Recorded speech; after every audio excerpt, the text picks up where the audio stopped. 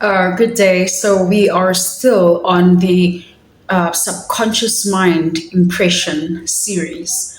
All right. So a lot of people don't understand how to begin, how to actually embark on this journey.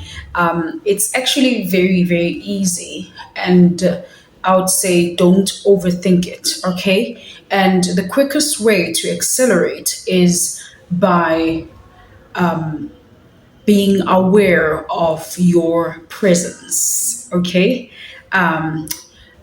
In such a way that you have to ignore reality in order to get to where you want to be. And you have to hold the presence of where you want to be or where you are in the imagination so long, and you have to incorporate a certain feeling, and you have to immerse yourself upon the feeling in such a way that reality collapses. Okay.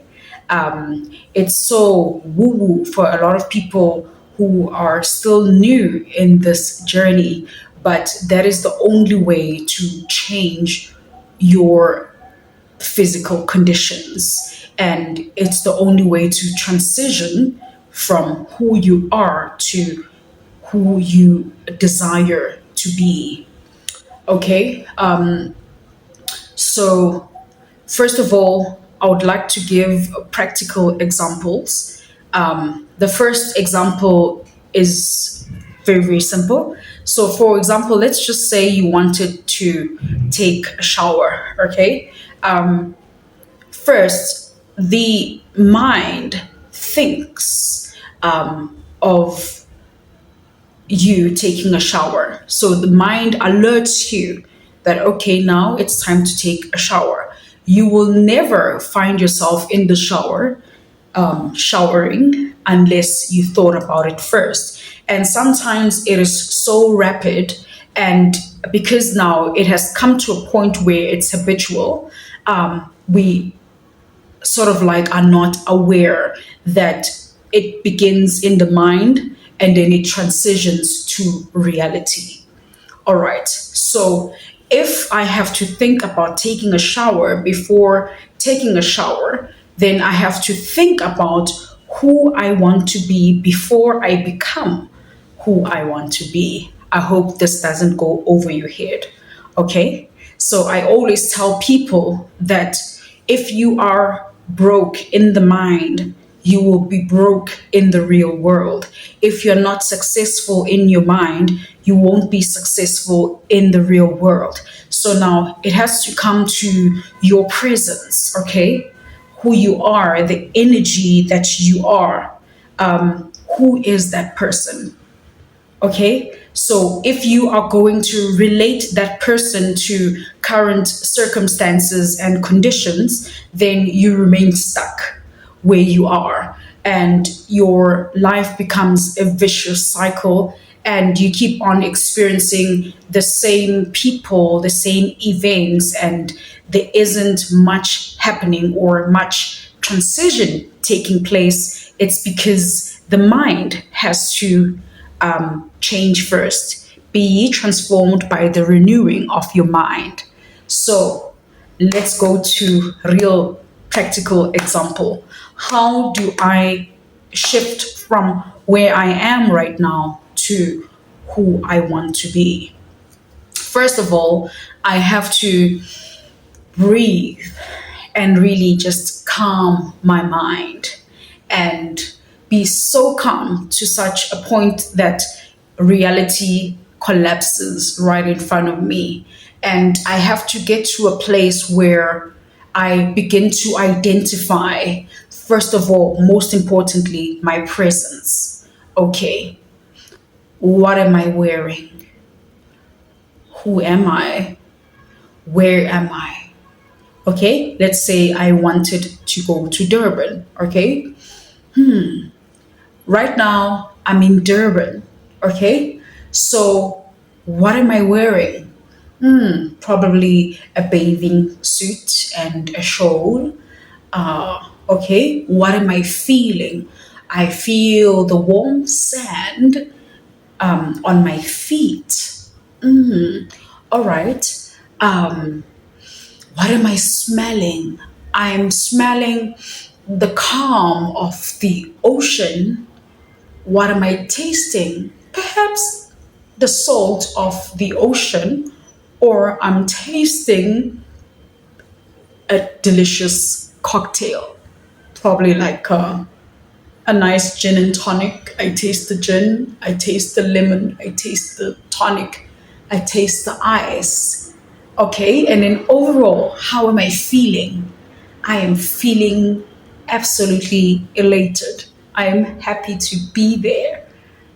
Ah, that is beautiful. Now, when I finish, I have to hold that emotion and say, thank you, God. Thank you, God, because it's done. When the time is right, the Lord will make it happen. Thank you, God. Now, do not think about how you're going to get to Durban. How can you think about how you're going to get to Durban when you are already in Durban? That's the question Neville Goddard usually asks. I'm a huge fan of Neville Goddard and Reverend Ike.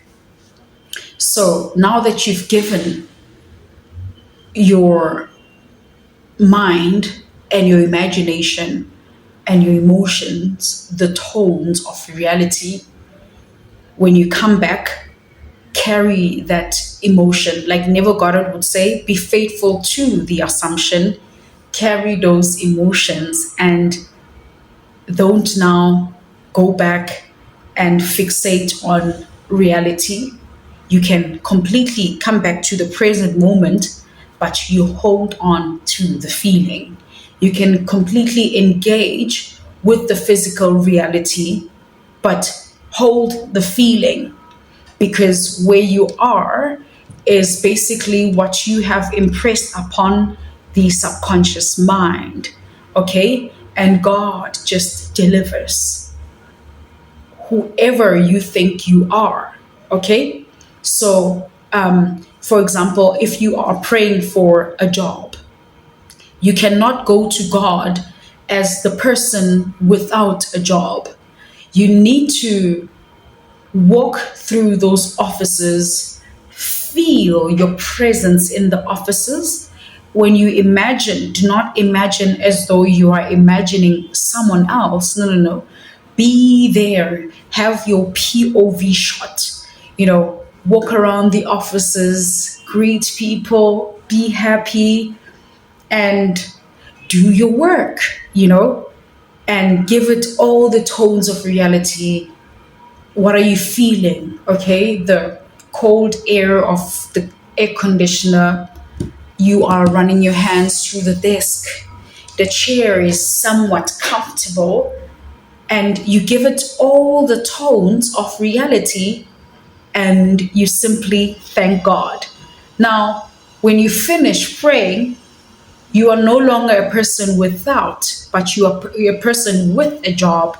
And your job right now is to just give thanks and know for sure that it is coming, because you cannot create it right here so intensely and immerse in it without it coming into your real world.